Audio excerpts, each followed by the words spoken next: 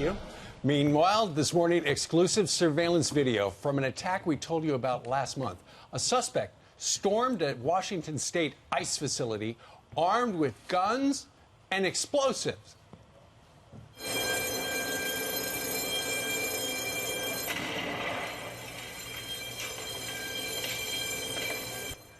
This as the FBI investigates what they call a brazen and violent attack on an ICE facility in Texas on Tuesday. Here with more on his exclusive video and details is retired ICE director and Fox News contributor Tom Homan. Tom, thanks for being here.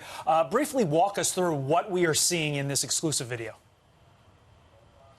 Well, that suspect that attacked the Tacoma facility, first of all, he had a rifle. He was shooting numerous times into the building. And then he set fire to a vehicle, and you can hear later his attempt to set fire to propane tanks in his effort to burn the building down. And what this video shows is the violence involved in these attacks on ICE. If he would have been successful in burning that building down, you're talking about over 1,400 lives. There was over 1,300 immigrants in that facility, along with 100 employees. Thank God for the Tacoma PD. About 39 seconds in the video, you can hear them engage him. You can hear numerous gunshots. And thank God the Tacoma PD, their professionalism and quick response, prevented the loss of hundreds and hundreds of lives. So hats off to them and their quick response. Hats off to you for getting this exclusive video. I mean, we hear about these stories. We report them every day, unfortunately. But then to see this type of video really shows you how serious this is. And that was my purpose. Look, I wrote an op-ed yesterday. You know, even when I was director, my family was threatened. I had armed security around my home 24/7 because they threatened my family. And it's just not against ICE agents. Even the people associated, like this company, Geo, and the companies that work with us in the detention management, their employees are being threatened. It even gets to the point where the left has pressured major banks to walk away from these companies so we can't build facilities or fund these facilities. So they're attacking immigration at all sides, and they don't understand.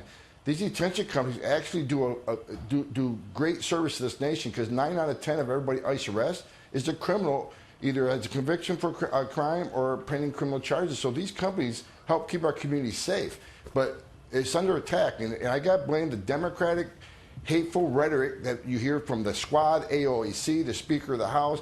Just about everybody running for president on the Democratic ticket wants to abolish ICE. We're Nazis, we're racist, we run concentration camps, and they wonder why people are emboldened to do these types of things. Well, Tom, we look at this fire that was started by the guy with the gun and the propane tanks up in Washington State at the ICE Center. He wrote in a manifesto, "I am Antifa." And, you know, that was all part of his screed against ICE. But aren't these contractors, aren't the men and women of ICE the same people who worked for ICE and were contractors during the Obama administration? What's the difference now? There is no difference. You know, in my 3 decades of doing this job, I've never seen our elected officials use such hateful rhetoric against the Border Patrol and ICE. You know, they embolden these type of attacks, and they're quick to condemn El Paso and Dayton. That we all should condemn it. They want to blame the president's hateful rhetoric. And I'm telling you right now, there's plenty of hateful rhetoric coming from the left, and we hear it every day from the politicians and the media, attacking the men and women who serve this nation. These men and women at ICE and Border Patrol, they strap a gun on their hip every day to enforce laws that Congress enacted.